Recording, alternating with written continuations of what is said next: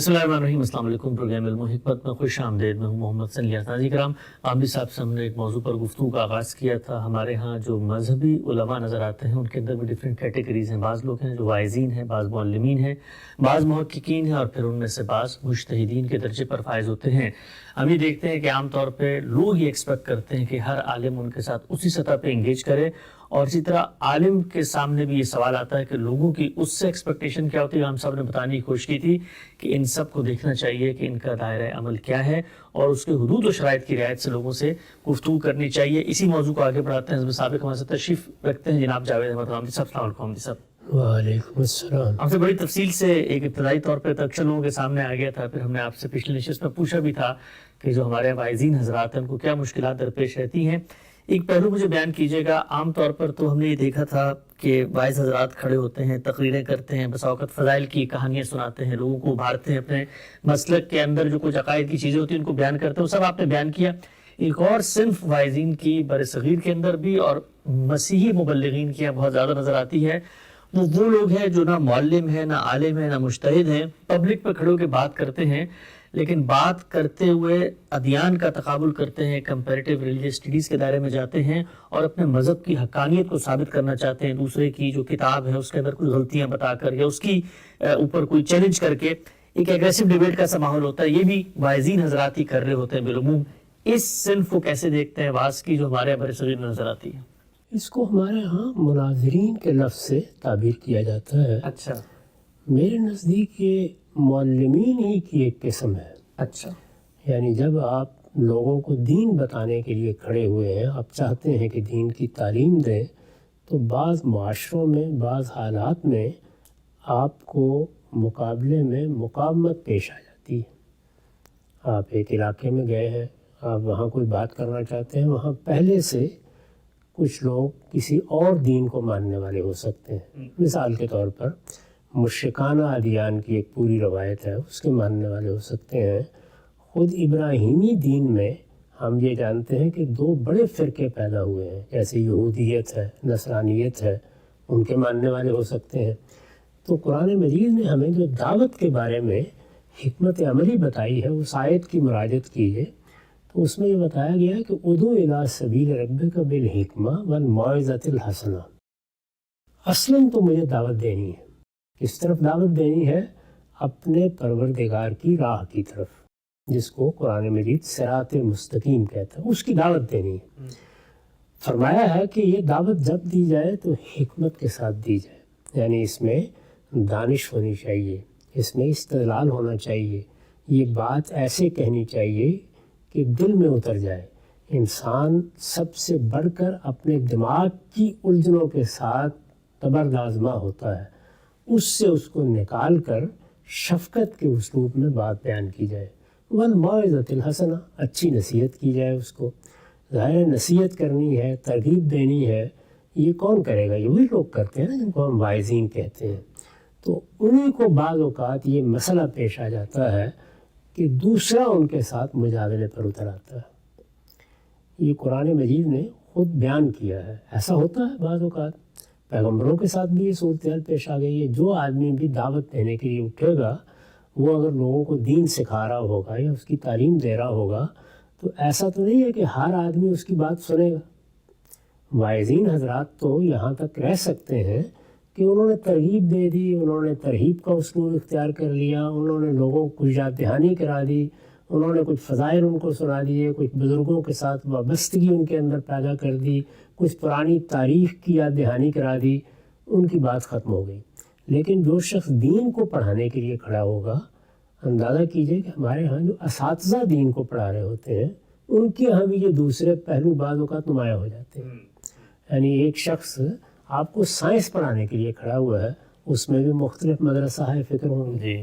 ایک شخص آپ کو فلسفہ پڑھانے کے لیے کھڑا ہوگا، اس میں بھی جدلیات کے بہت سے مباحث آ جاتے ہیں۔ اسی طرح کی صورتحال دین کے ایک معلم کو بھی پیش آ جاتی ہے۔ یہ اس درجے میں آنی چاہیے جس درجے میں قرآن نے بیان کیا ہے، یعنی اصلاً یہ کوئی الگ صنف نہیں بننی چاہیے۔ دعوت دینی ہے، موعظہ حسنہ کے اسلوب میں دینی ہے، حکمت کے ساتھ اپنی بات کہنی ہے۔ اصل کام یہی ہونا چاہیے۔ ایسا ہو سکتا ہے کہ آپ کا مخاطب کسی وقت بحث مباحثے کی صورت پیدا کر دے. اس میں یہ ہدایت کی گئی ہے کہ وہ جادلہم باللتی ہی احسن.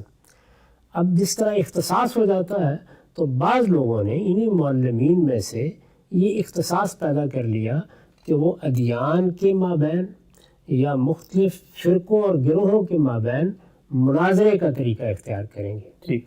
دیکھا ہوگا آپ نے کہ ہمارے ہاں جو مختلف مکاتب فکر ہیں جیسے دیوبندی ہیں، بریلوی ہیں، اہل حدیث ہے، سلفی ہے یا اور لوگ ہیں، ان میں بھی کچھ مناظر پیدا ہو جاتے ہیں. وہ دیکھیے تو اصل میں معلمین ہی ہوتے ہیں، یعنی اچھے معلمین جو اپنے مدارس میں بیٹھے ہوئے لوگوں کو کوئی فقہ پڑھا رہا ہے، کوئی ان کو نحو و صرف پڑھا رہا ہے، کوئی ان کو علم کلام پڑھا رہا ہے. انہی کے اندر سے بعض لوگ ایسے پیدا ہو جاتے ہیں جو پھر اس میں اختصاص پیدا کر لیتے ہیں.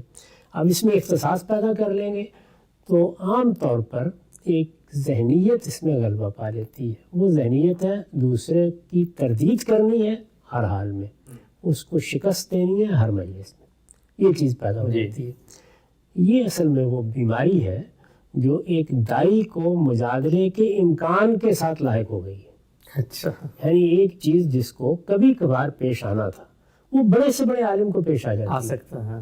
یعنی وہ آپ کو غزالی اور باقلانی کے ہاں بھی نظر آ جائے گی، وہ آپ کو شاطبی کا بھی نظر آ جائے.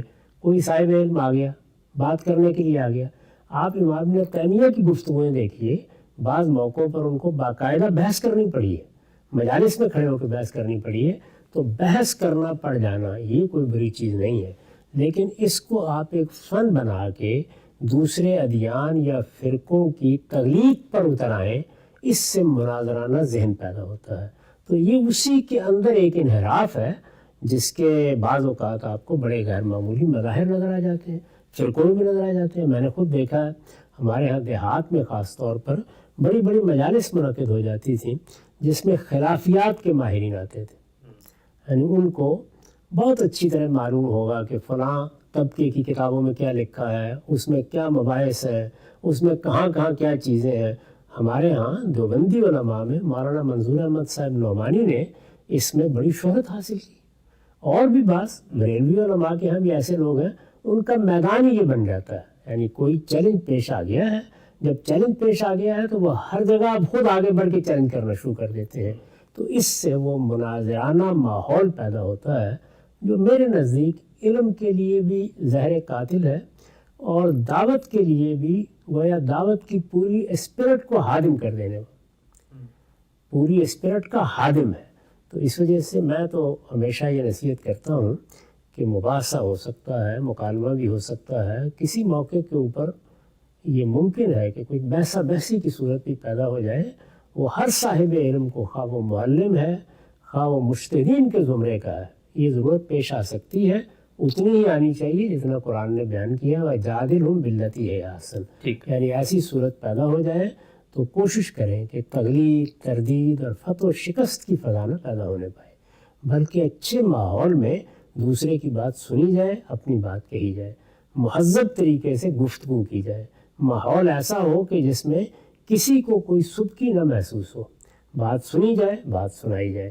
اگر یہ طریقہ ہے جس کو قرآن نے کہا جادلہم باللتی ہے احسن، یعنی بہت ہی خوبصورت اسلوب میں آپ نے مباحثے کے بھی بعض آداب کا لحاظ رکھتے ہوئے اپنی بات کہہ دی، دوسرے نے اپنی بات کہہ دی. اگر بات یہاں تک محدود ہے تو کوئی قابل اعتراض چیز نہیں ہے، لیکن معلمین ہی کے اندر یہ گروہ پیدا ہوتا ہے، پھر آہستہ آہستہ اس میں اختصاص ہو جاتا ہے. بعض لوگ اس میں بڑا کمال پیدا کر لیتے ہیں، ان کے یہی ہوتا ہے کہ فلاں شہر فتح کر لیا، فلاں شہر فتح کر لیا، فلاں ملک فتح کر لیا. یہ صورت پیدا ہو جاتی ہے. میں آپ سے عرض کروں کہ ہمارے ہاں جو نئی نبوت پیدا ہوئی اس کا بھی ابتدائی تعارف یہیں سے ہوا تھا. اچھا. یعنی مناظروں ہی سے. اسی طرح بعض صوفیہ کے ہاں ایسے بزرگ پیدا ہوئے ہیں جو اصلاً مناظر تھے. تو مناظرے میں آپ ایک برتری کے مقام پر اپنے آپ کو کھڑا کرتے ہیں، اور اگر آپ کے اندر بات کہنے کی اچھی صلاحیت ہے، آپ مقدمات ترتیب دے سکتے ہیں، آپ کے اندر حاضر جوابی ہے، بر وقت آپ کسی چیز کی تردید کر سکتے ہیں، تو یہ ہو جاتا ہے. یہ معلوم ہے کہ جب مسیحی یہاں آئے تو ان کی طرف سے بات پادری حضرات بڑے پیمانے پر ہندوستان میں یہی مشن لے کے نکل کھڑے ہوئے. تو ہمارے ہاں بعض بڑے اچھے جلیل القدر علماء کو جیسے مولانا رحمۃ اللہ کیرانوی ہے، ان کو اظہار حق جیسی کتاب لکھنا پڑی. تو یہ سب چیزیں اصل میں ضرورت کے تحت پیش آ جاتی ہیں، معلمین کو پیش آ جاتی ہیں، اچھے علماء کو بھی. تاہم یہ وہ مقام ہے کہ جو بالکل دودھاری تلوار ہے، اس سے دشمن کا گلا بھی کٹ سکتا ہے اور آپ خود بھی باطل کے علمبردار ہو جاتے ہیں. اس میں بہت سوچ سمجھ کے قدم رکھنا چاہیے اور کوشش کرنی چاہیے کہ یہ منازعہ نہ بنے، یہ فتح و شکست کا میدان گرم کرنے کا باعث نہ بن جائے. یہ مباحثہ ہی رہے، یہ گفتگو ہی رہے، یہ اچھی بحث سے آگے نہ بڑھ سکے.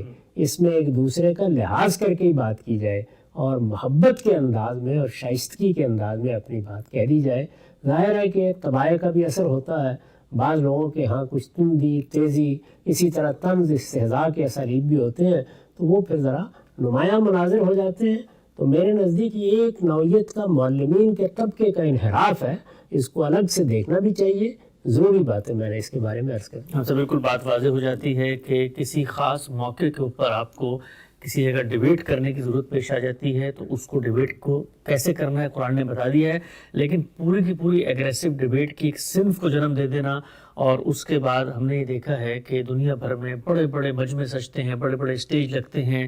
اس میں ایک طرف ایک مسلم اسکالر بیٹھتا ہے، وہاں سے مسیحی سوال پوچھتا ہے، وہاں سے اس کا ریبٹل کیا جاتا ہے، پھر تالیاں پیٹی جاتی ہیں، اور پھر اس کے بعد مذاق کی سی کیفیت بھی ہوتی ہے، استہزاء بھی. اچھا ہم سے اس میں ایک اور بڑا نازک پہلو میں چاہتا ہوں ذرا اس پر میں بات کروں آپ سے.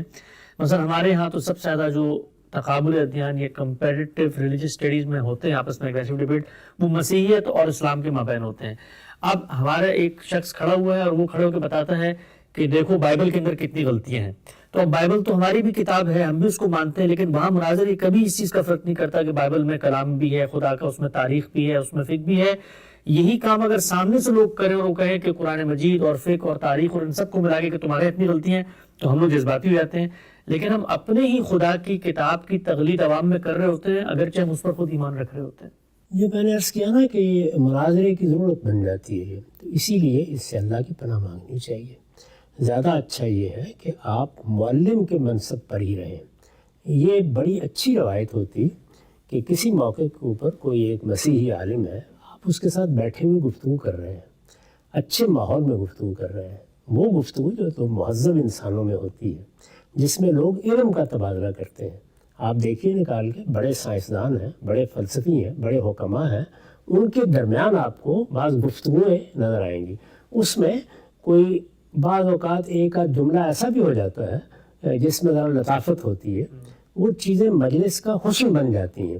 اگر بات وہاں تک رہے تو لوگ بھی اس کو سمجھیں. لیکن جو تالیاں پیٹنے کا انداز یا اس طرح مجموعوں کے اکٹھے ہو کر دوسروں کی تقلید کرنے کا انداز ہے، اس میں خرابیاں ہی خرابیاں ہیں. تو اس وجہ سے اس میں کوئی آدمی مجھ سے آپ سے اختلاف کر سکتا ہے. میرا زاویہ نظر یہی ہے کہ اس راہ کو اختیار نہیں کرنا چاہیے. یعنی یہ کانٹوں سے بھری ہوئی راہ ہے. ہم پھول بکھیرنے کے لیے آئے ہیں اور ہمیں یہ چاہیے کہ ہم گل فروش کی آواز ہی بنیں اور لوگوں کو یہ بتائیں کہ اللہ کا دین کیا محبوب چیز ہے، کیا پسندیدہ چیز ہے، کیا مہذب دعوت ہے. یہ خدا کی دعوت ہے. اور اس میں جس طرح کہ آپ نے حوالہ دیا بائبل کو بیان کرنا ہے، تو بتائیں کہ بائبل کی نوعیت کیا ہے. ابھی بہت کم لوگوں کو یہ معلوم ہے کہ بائبل در حقیقت بنی اسرائیل کی تاریخ ہے، بلکہ ان کے بعد بھی اس کے دوسرے حصے کو شامل کر لیں تو پھر وہ مسیحیت کی بھی ابتدائی تاریخ ہے. تاریخ لکھنے والوں نے ایسے ہی تاریخ لکھی ہے جس طرح ہمارے ہاں البدایہ والنہایہ ہے، الکامل ہے ابن الاسیر کی، یا ابن خلدون کی تاریخ ہے، ویسے ہی لکھی ہے. اس کے درمیان میں چونکہ ان کی تاریخ کا یہ واقعہ ہے کہ تورات نازل ہوئی، ان کی تاریخ کا یہ واقعہ ہے کہ زبور نازل ہوئی، تو وہ درمیان میں تورات، زبور، انجیل، انبیاء کے صحائف یہ بھی آ جاتے ہیں. وہ ان کے اندر ہے. پوری کی پوری بائبل الہامی کلام نہیں ہے. تو یہ بعض اوقات جو لوگ اس طرح کی غلطیاں بتاتے ہیں یا بعض اس طرح کی چیزیں بتاتے ہیں، اس کا کوئی تعلق نہ تورات سے ہوتا ہے، نہ انجیل سے ہوتا ہے، نہ زبور سے ہوتا ہے. وہ بالعموم تاریخی حصے سے متعلق ہوتی ہیں. اور تاریخی حصے میں اگر ہم اپنی تاریخ کی کتابیں کھول کے بیٹھ جائیں تو اندازہ ہی کیا جا سکتا ہے کیا صورت ہوگی. ادھر کچھ مسیحیوں کے بھی غلطی ہے، وہ یہ کہ انہوں نے پوری کی پوری اس تاریخ کو بھی بائبل مقدس بنا دیا ہے. ہمارے ہاں بھی جو لوگ تاریخ سے دین اخذ کرتے ہیں، یہ معلوم ہے کہ ان کے یہاں بھی یہی صورتحال ہے. تو اس میں لوگوں کو حقائق سے باخبر کرنا، صحیح جگہ پر بیٹھ کے بات کرنا، جو چیز جیسے ہے اس کو ویسے ہی رکھنا. اور یہ طریقہ تو خیر میرے نزدیک ہر لحاظ سے غلط ہے کہ آپ دوسرے کے ہاں غلطیاں بتائیں. نہیں، آپ کو اپنی بات کہنی چاہیے اور یہ بتانا چاہیے کہ ہم جو کچھ بیان کر رہے ہیں اس کے لیے استدلال کیا ہے، اس کی حقیقت کیا ہے، اس کے ماخذ کیا ہے، وہ بات کس بنیاد پر کہی جا رہی ہے.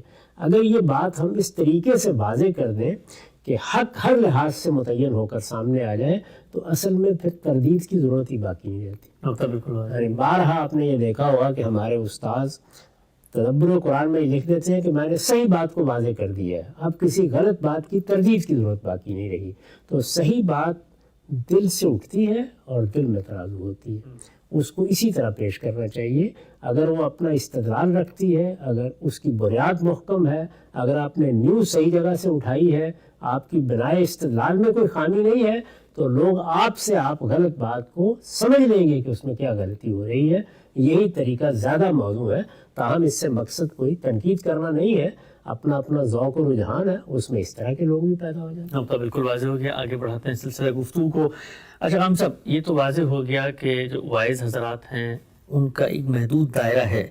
اب ہمارے ہاں جو مذہبی طبقہ ہے یا آپ مذہب کا علم حاصل کرنا چاہتے ہیں، آپ اپنا اختصاص یا اسپیشلائزیشن پیدا کرنا چاہتے ہیں، اس کے لیے باقاعدہ ایک نظام بنا ہوا ہے. درس نظامی کا کہیے، مدارس کا کہیے، یونیورسٹیوں میں بھی، جامعات میں بھی کچھ نہ کچھ نظام چل رہے ہیں. اب یہ ہوتا ہے کہ ایک شخص جو اپنے اندر صلاحیت رکھتا ہے وعظ کی، اس کو بھی جب سسٹم میں انجیکٹ کیا جاتا ہے تو جو نظام ہے وہ تو محقق علماء پیدا کرنے کا یا کسی درجے میں معلمین پیدا کرنے کا، اس کے اندر مشکل فن کی کتابیں ہیں، اس کے اندر پھر اس علوم و فنون اور زبانوں کو سیکھنے کا پورا مرحلہ ہے، پھر امت کی علمی تاریخ سے واقفیت حاصل کرنا ہے. آپ کی نظر میں اگر کوئی شخص دین کا واعظ بننا چاہتا ہے تو اس کو بھی اپنی ذات میں پہلے تو انکریج کرنا چاہیے، کہ لگتا ہی ہے کہ اس کو دین کا عالم بنانا ہے، عالم کے اندر سے واعظ نکل آئے گا، یا شروع ہی سے اس کی ٹریننگ ایک واعظ کے طور پہ ہونی چاہیے؟ یہ تو پورے نظام تعلیم کا مسئلہ ہے جو آپ نے شروع کر دیا ہے. ہمارے پورے نظام تعلیمی میں اس چیز کا خیال نہیں رکھا جاتا. یہ ہمارا جو جدید نظام تعلیم ہے اس کی خامی ہے کہ فرد کی ضرورتیں کیا ہیں اور معاشرے کی ضرورتیں کیا ہیں. فرد کو اللہ تعالیٰ نے متنوع صلاحیتوں کے ساتھ پیدا کیا ہوتا ہے. اس وجہ سے یہ ضروری ہے کہ پہلے کوئی 8 سال کی تعلیم زیادہ سے زیادہ ایسی ہو سکتی ہے جسے آپ بالکل ہی مشترک کر دیں، یعنی بنیادی چیزیں سکھانی ہیں. کچھ فنون ہے جو ہر شخص کے لیے جاننے ضروری ہے. اگر کوئی لینگویجز کی مہارت ہے تو عام زبان، نہ کہ کسی زبان کا لٹریچر یا اس کا ادب، وہ ہر شخص کی ضرورت ہوتی ہے. بولنا ہر شخص کو ہے، کچھ نہ کچھ لکھنا بھی ہر شخص کو ہے. تو اگر آپ 7-8 سال کی تعلیم کے بعد یہ دیکھ لیں کہ اب رجحانات کیا ہیں، اور ان رجحانات کے لحاظ سے، جیسے میں ہمیشہ تجویز کرتا ہوں کہ آپ دینیات گروپ کو، آپ فنون کے گروپ کو جس کو آرٹس کہتے ہیں، اسی طرح آپ سائنس کے گروپ کو بالکل الگ کر دیں. اور اسی طرح خود دینیات کے اندر بھی یہ دیکھیں کہ کوئی لوگ کیا ہیں، ان کی شخصیت کیا ہے، پروردگار نے ان کو کیا صلاحیتیں دی ہیں، کیا رجحانات سامنے آئے ہیں. تو ان کو اس کا موقع دیا جائے کہ وہ اسی کے لحاظ سے تعلیم پالیں. اور اس میں بھی ظاہر کچھ چیزیں پڑھائی جائیں گی اور کچھ چیزیں اس میں سے نکال دی جائیں گی. وہ لوگ کہ جو محقق بننا چاہتے ہیں ان کے لیے راہیں کھلی ہوئی ہیں، وہ عام طریقے کے مطابق بہت سی چیزیں سیکھتے ہوئے آگے بڑھ سکتے ہیں. تو یہ عام طور پر خیال نہیں رکھا جاتا، بلکہ بہت سے لوگ ہیں جو ہنرمند بننے کے لیے پیدا کیا اللہ تعالیٰ نے. اگر آپ لوگوں کو اس لحاظ سے دیکھیں، تعداد کے لحاظ سے دیکھیں، تو بہت بڑی تعداد ہنرمندوں کی ہوتی ہے یا کاروباری ذوق رکھنے والوں کی ہوتی ہے. ان کو حوصلہ افزائی ملنی چاہیے، ان کو مواقع ملنے چاہیے، ان کے لیے یہ مشکل راستے نہیں ہونے چاہیے. اللہ تعالیٰ نے ان کو جس خدمت کے لیے پیدا کیا ہے وہ اس کے لیے تیار کیا جائے. یہ اہتمام ہماری جدید تعلیم میں بھی ہونا چاہیے. اور میں تو خیر 12 سالوں تک آپ جانتے ہیں کہ اس کا قائل ہی نہیں ہوں کہ کوئی الگ نظام تعلیم بنایا جائے. ایک ہی نظام تعلیم میں لوگوں کے لیے سارے راستے موجود ہونے چاہیے. ایک وقت کے بعد کچھ لوگ اگر سائنس کی طرف جانا چاہتے ہیں چلے جائیں، کچھ لوگ فنون کی طرف جانا چاہتے ہیں چلے جائیں، کچھ دینیات کی طرف جانا چاہتے ہیں چلے جائیں، کچھ ان میں پھر آگے اختصاص کرنا چاہتے ہیں. تو اس طرح درجہ بدرجہ سب لوگوں کے لیے مواقع پیدا کرنے چاہیے. دینی مدارس کے نظام کو بھی اس پہ غور کرنا چاہیے. وہ ایک لگے بندے طریقے کے اوپر کب تک چلتے رہیں گے؟ میرا خیال ہے کچھ تبدیلیاں کی بھی ہیں. یعنی بعض نئے لوگوں کے لیے کچھ اور طریقے اختیار کیے گئے ہیں. جو لوگ تعلیم پانے کے بعد سیکھنا چاہتے ہیں ان کے لیے بھی کچھ مختصر نصاب بنائے گئے ہیں. تو یہی معاملہ اس میں بھی کر لینا چاہیے. مساجد کے لیے لوگ تیار کرنے ہیں، مثلا نماز پڑھانی ہے، انہوں نے جا کے مسجد میں کوئی خدمت بچوں کی انجام دینی ہے، اس کے لیے لوگوں کو تیار کر دیا جائے اور ان کی بھی تربیت کی جائے کہ اپنے حدود کے اندر رہ کر آپ تعلیم دیں، لوگوں کو بتائیں، جو لوگوں کی ضرورتیں پوری کریں. ہمارے گھروں میں بہت سے قاری حضرات آتے ہیں بچوں کو پڑھانے کے لیے. ہم کبھی بھی ان سے یہ توقع نہیں کرتے کہ وہ اس سے آگے بڑھ کر دین کے وہ مسائل حل کریں گے جو مثال کے طور پر اگر کہیں قاری طیب صاحب سے ملاقات کا موقع ملتا تو ان کی خدمت میں پیش کر دیں. اب ایک بڑا عالم اگر ملے گا تو اس کو عام قاریوں پر تو قیاس نہیں کرنا چاہیے، اور جو عام قاری حضرات ہیں اس سے وہ توقعات نہیں کرنی چاہیے. تو میرے خیال میں نظام تعلیم کے بارے میں تو ہر وقت غور کرتے رہنا چاہیے کہ وہ انسان کی شخصیت میں موجود تنوع کے لحاظ سے جتنا ہم آہنگ ہوگا آپ کی سوسائٹی میں اتنا ہی خیر پیدا ہوگا، اتنی بہتری ہوگی، آپ کو بہترین لوگ ملیں گے اور لوگوں کی صلاحیتوں کا بھی ضیاع نہیں ہوگا جس طرح کہ ہم کرتے رہتے ہیں. بالکل واضح ہو گیا. آگے بڑھاتے ہیں. یہ جو دوسری کیٹیگری ہے معلمین کی، ہم نے دیکھا ہے کہ دنیا بھر میں کوئی علم، کوئی فن، کوئی سائنس ہو، اس کو اگر کوئی آگے پہنچاتا ہے تو وہ ٹیچر پہنچاتا ہے، معلم پہنچاتا ہے، استاد پہنچاتا ہے، اس لیے کہ استاد ہے جس نے بچے کی تربیت کرنی ہے. اچھا غام صاحب، اب محققین علم پیدا کر رہے ہیں. جب وہ علم پیدا کرتے ہیں تو لوگوں کا یہ تقاضا ہوتا ہے، عام لوگوں کا، کہ بھائی ان کو چاہیے یہ سادہ زبان میں بات کریں، ان کو چاہیے کہ عوام کی سطح پہ کھول کھول کے چیزوں کو بتائیں. جب محققین سے پوچھا جاتا ہے تو وہ کہتے ہیں کہ جو ہمارا خیال ہے اس خیال کو عام زبان، عام الفاظ، عام انداز اٹھا ہی نہیں سکتا. یہ ہماری مجبوری ہے کہ ہم ایک بڑی فکر، بڑا فلسفہ، ایک بڑا نقطہ پیش کر رہے ہیں تو ہم تو اسی سطح پہ پیش کریں گے. میں پوچھنا چاہتا ہوں کتنی بڑی ضرورت ہے معاشرے میں معلمین کی. وہ جو بڑی فکر پیدا کر رہے ہیں محققین، ان کو معلمین سمجھیں اور پھر معلمین ایک ذریعہ بنتے ہیں محقق اور عوام کے درمیان تاکہ وہ اس علم کو پہنچا سکیں. بالکل ایسا ہی دنیا کے سارے علوم میں یہی ہے. یعنی اگر محققین کو آپ دیکھیں تو وہ تو بعض اوقات کسی ایک علم کی شاخ میں کسی پوری قوم میں 10-20 بھی نہیں ہوتے، بہت کم ہوتے ہیں. لیکن معلمین ہر سطح پر چاہیے. آپ کو بچوں کو دین سکھانے والے لوگ چاہیے، آپ کو بڑوں کو دین سکھانے والے لوگ چاہیے، آپ کو اسی طریقے سے اپنے مدارس میں دین سکھانے والے لوگ چاہیے. میں نے یہ عرض کیا تھا نا کہ کچھ لوگوں کے اندر یہ صلاحیت ہوتی ہے کہ وہ خواص کے بہت اچھے معلم ہوتے ہیں. کچھ لوگوں کے ہاں عوام میں تعلیم دینے کا بڑا ذوق ہوتا ہے. تو جو صلاحیت بھی اللہ تعالیٰ نے کسی کو دی ہے، اس میں یہ توقع بھی نہیں کرنی چاہیے کہ وہ کوئی نئی دنیا دریافت کر کے لے آئیں گے. ان کا تو اصل کام ہی یہی ہے کہ وہ آپ کو بتائیں کہ دیکھیے فلاں معاملے میں یہ 3-4 مدارس فکر ہیں، ان کا استدلال یہ ہے، یہ اپنی بات اس طریقے سے کہتے ہیں اور یہ اپنے مقدمات پیش کر کے اس کے لیے آگے اس طریقے سے دلائل دیتے ہیں. اگر یہ چیز بھی ہم پیدا کرنے میں کامیاب ہو جائے تو آپ کو اندازہ نہیں ہے کہ یہ سوسائٹی کی کتنی بڑی خدمت ہوگی. یہ تو ہمیں باقاعدہ تعلیمی اداروں میں چاہیے، ہر جگہ چاہیے. جو لوگ قرآن مجید پڑھائیں گے یا دین کی کوئی تعلیم دیں گے وہ آپ کے جدید مدارس میں بھی ہوں گے، وہ آپ کے قدیم مدارس میں بھی ہوں گے. وہاں تو فنون تک کی تقسیم کرنی پڑ جاتی ہے. اس میں کوئی قانون پڑھانے والا ہے، کوئی فقہ پڑھانے والا ہے، کوئی صرف پڑھانے والا ہے، کوئی نحو پڑھانے والا ہے، کوئی حدیث پڑھانے والا ہے.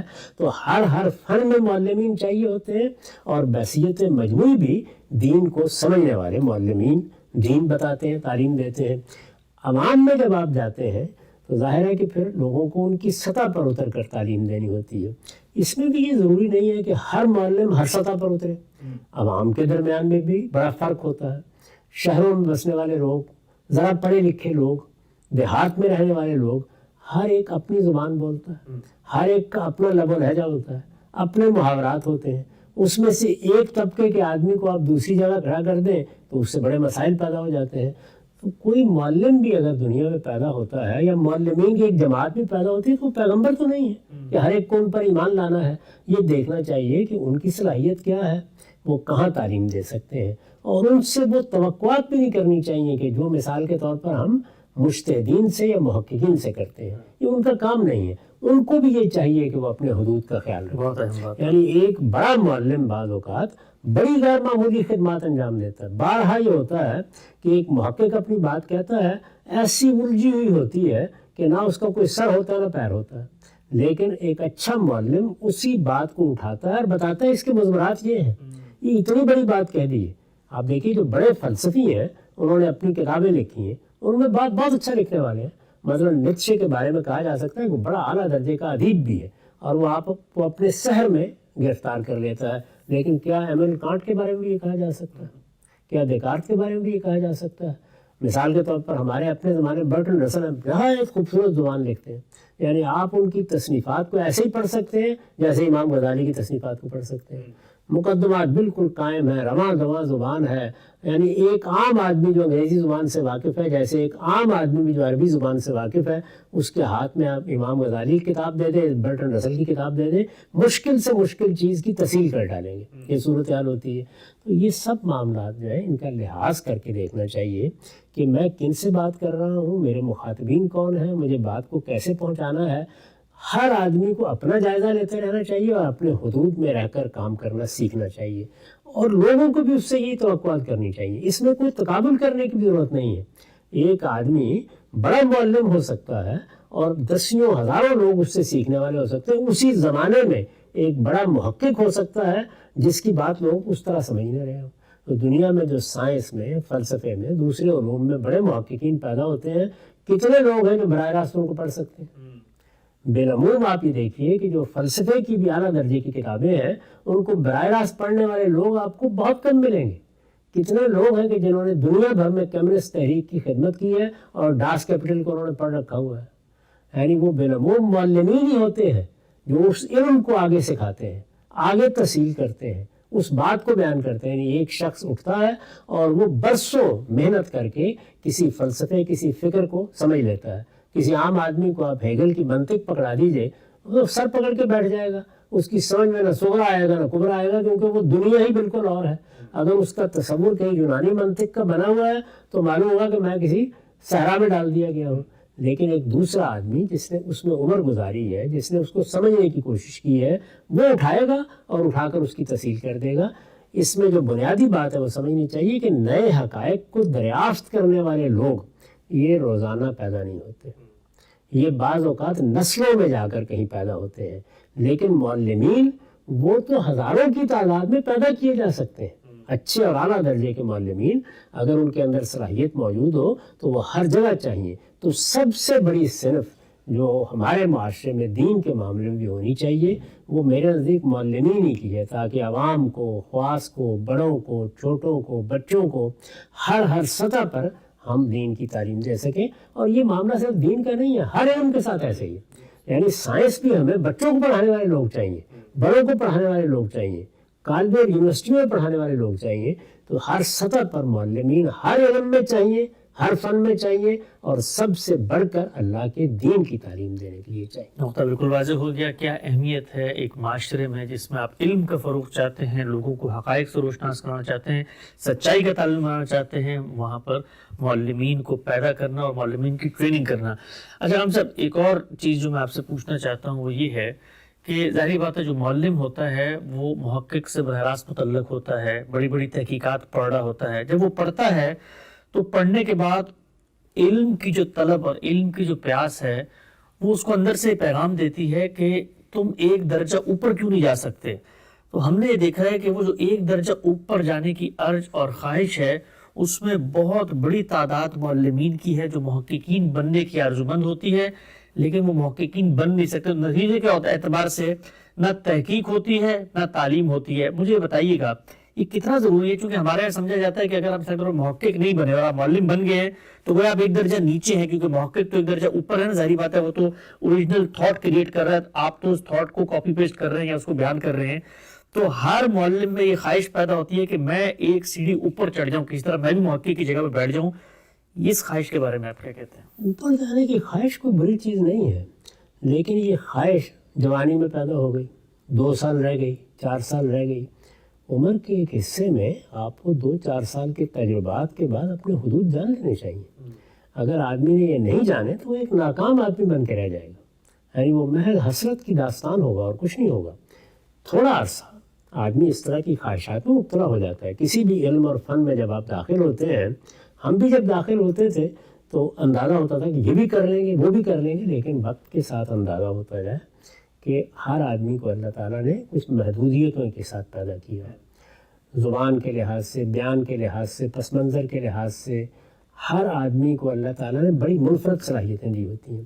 اور یہ بات کہ کوئی معلم اصل میں دوسروں کی بات ہی بیان کر رہا ہے، نہیں، ایسا نہیں ہے۔ دیکھیے، دوسروں کی بات کو نئے اسالیب دینا، نئے انداز دینا، اس کی پریزنٹیشن اور پیشکش میں ندرتیں پیدا کرنا، میں نے بعض معلمین سے پڑھا ہے اور مجھے معلوم ہے کہ وہ شیکسپیئر نہیں تھے یا وہ ملٹن نہیں تھے، لیکن وہ ملٹن کی شاعری پڑھاتے تھے یا شیکسپیئر پڑھاتے تھے تو اس فن کو زندہ کر دیتے تھے، وہ اس طریقے سے اس کو سامنے لاتے تھے کہ جس کے بعد آپ کو محبت ہو جاتی تھی ان علوم و فنون سے۔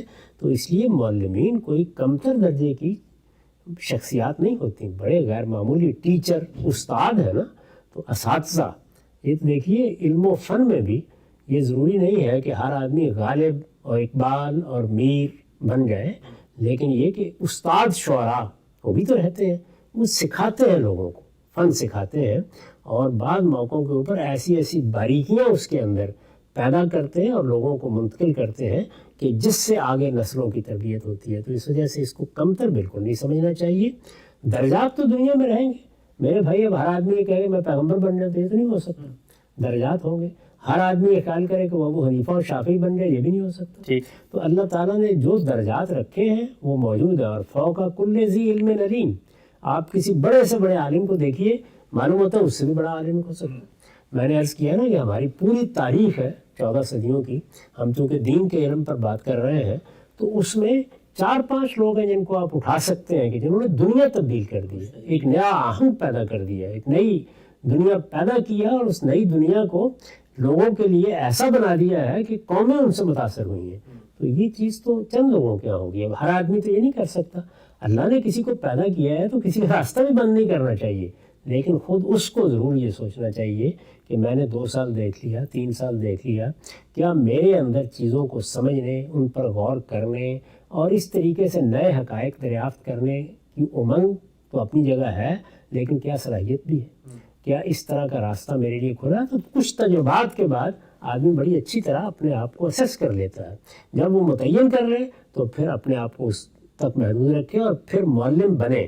حقیقی معلم وہ اصل میں چیزوں کو اپنی طرف منسوب کرنے سے نہیں بنتا، اس کا طریقہ یہ ہوتا ہے کہ وہ یہ بتاتا ہے لوگوں کو، یہ دیکھیے یہ اصل میں ہماری روایت کا نقطہ نظر ہے، یہ اس میں فلاں عالم کا زاویہ نظر ہے، یہ اس میں سلفی تعبیر ہے، یہ اس میں فلاں نقطہ نظر کے لوگوں کا بیان ہے۔ ان چیزوں کو سمجھانا، بتانا، معلومات میں اضافہ کرنا اچھے معلمین کا کام ہے۔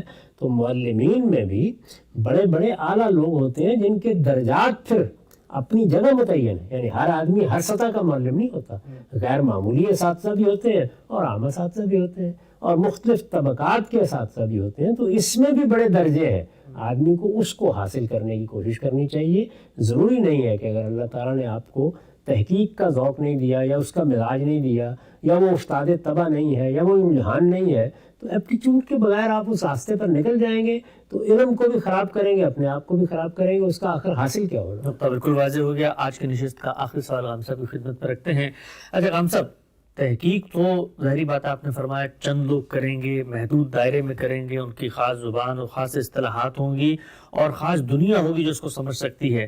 یہ معلم ہے جو محقق کو عالمی سطح پر متعارف کراتا ہے، اس کی علم کی روایت کی بنا رکھتا ہے۔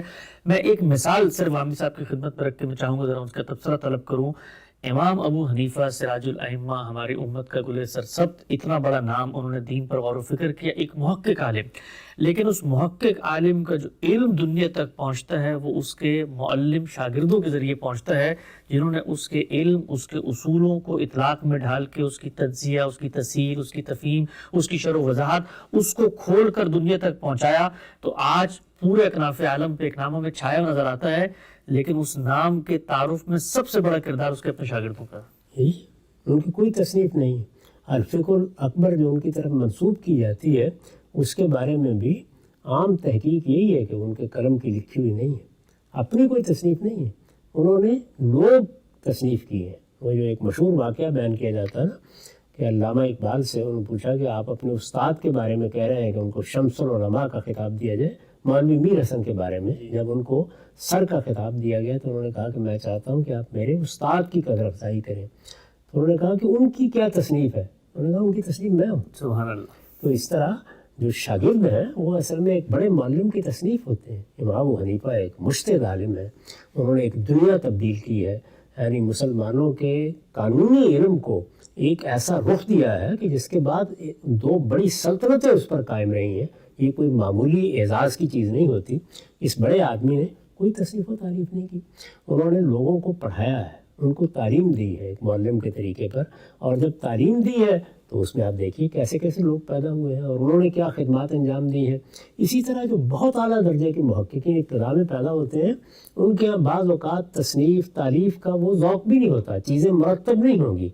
अब ये देखिए कि कहने को तो इल्म नाहव की सबसे पहली और सबसे बड़ी किताब सीबई किताब को कहा जाता है, लेकिन बिल्कुल एक गैर मुरतब तरीके से यूँ समझिए कि जैसे दुनिया जहान की चीज़ें उठा के उसके अंदर डाल दी गई हैं। बाद के लोगों को देखें जो बड़े आला दर्जे के मुअल्लिम हैं, उनकी तसनीफ़ात का रंग भी वही है कि वो चीज़ों को बिल्कुल मुकद्दमात में तरतीब दे के ऐसे सामने रख देंगे कि सीबई किताब के मवाइस समझना आपके लिए कोई मुश्किल ही नहीं होगा। ये सब चीज़ें लोग मुख्तलिफ़ खिदमात को अंजाम देते हुए करते हैं, उनको सही जगह पर रखना चाहिए। इसमें मेरे नज़दीक जो एक बड़ा मसला पैदा होता है वो ये है कि बाज़ औक़ात ऐसे लोग पैदा हो जाते हैं जिनके अंदर सलाहियतें बड़ी गैर मामूली होती हैं, यानी वो आला दर्जे के मुज्तहिदीन हैं लेकिन पढ़ाने के लिए बैठ जाएँ तो कमाल के मुअल्लिम भी। अच्छा वो बहुत आला दर्जे के मुअल्लिम है लेकिन ये है कि तहकीक करने के लिए बैठ जाएँ तो उसमें भी कुछ ना कुछ कर डालेंगे। इस तरह के लोगों के लिए ज़्यादा मुश्किल पैदा हो जाती है और वो दूसरों के लिए भी मुश्किल पैदा करते हैं। तो मेरे नज़दीक ये है कि ज़्यादातर लोगों को चूँकि अल्लाह ताला ने एक तनव्वुर के साथ सलाहियतें दी हैं तो हर आदमी अपनी सलाहियतों का सही अंदाज़ा करे, फिर देखे मैं क्या खिदमत अंजाम दे सकता हूँ और फिर उस खिदमत के लिए अपने आप को ख़ास कर ले। अगर किसी के अंदर एक दो सलाहियतें हैं तो वो अल्लाह की इनायत है और अल्लाह की इनायत के बारे में भाई कौन बात कर सकता है। नुक्ता बिल्कुल वाज़ेह हो गया। बहुत ही आज की अहम गुफ्तगू थी, इंशाअल्लाह इसको आगे बढ़ाएंगे। वक्त यहाँ पे ख़त्म होता है, दोबारा हाज़िर खिदमत होंगे। अब तक आपका बहुत शुक्रिया।